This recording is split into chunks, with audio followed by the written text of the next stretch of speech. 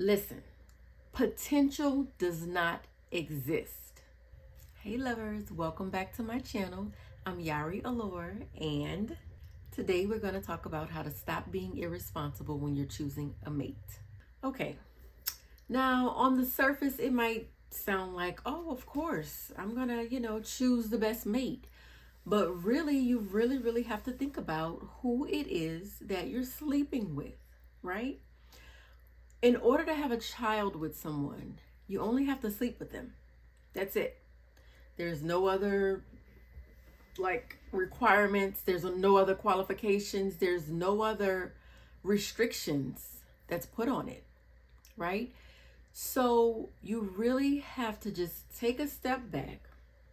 And when you meet someone and you decide that you are going to give them your body and share yourself with them, you have to ask yourself, is this someone who I can see myself with? Is this someone who I want to raise children with? If you already have children and you're not having any more, is this someone that I would want around my children? Listen, potential does not exist, okay?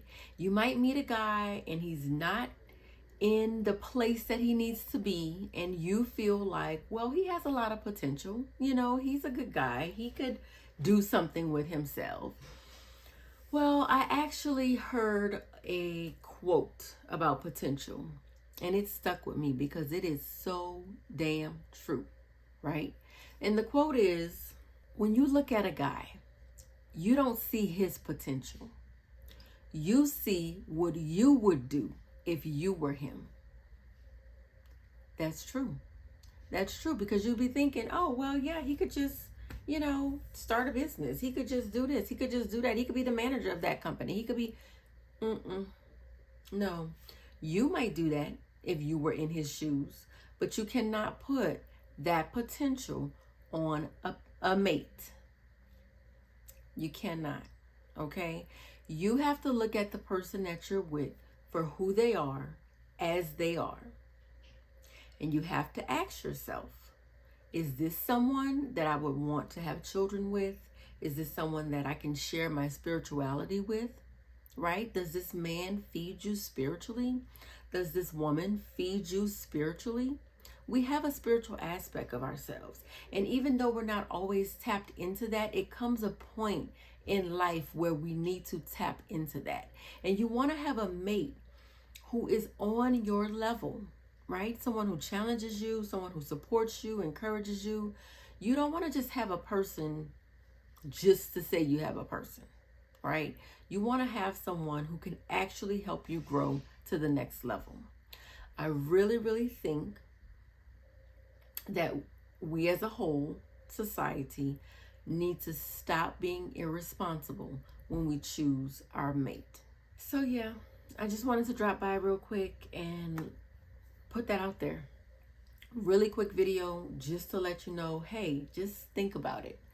Just think about it for a moment. Yeah, you can get pregnant and you can be like, well, I'm not going to be with this person, but do you really want to raise your child in a broken home? Why not take 5 minutes to say, you know what? This is not even like the type of person that I really want to be with. You're that horny, go home and beat off. You know what I mean? Get you a toy. Do something. Do something, because it's not worth creating a life with the wrong person. It's not worth getting stuck with somebody who you're giving your all and they're not even interested, right? They're just using you for what you have. It's not worth it. It's not worth it. Many people get financially abused, emotionally abused, and physically. Let's not even talk about physical. We're not staying in any physical relationships. We're not staying in any physically abusive relationships. We're not staying in any type of abusive relationships. But if you are being irresponsible when choosing your mate, you're going to find yourself in something that you just could have avoided. That you absolutely could have avoided.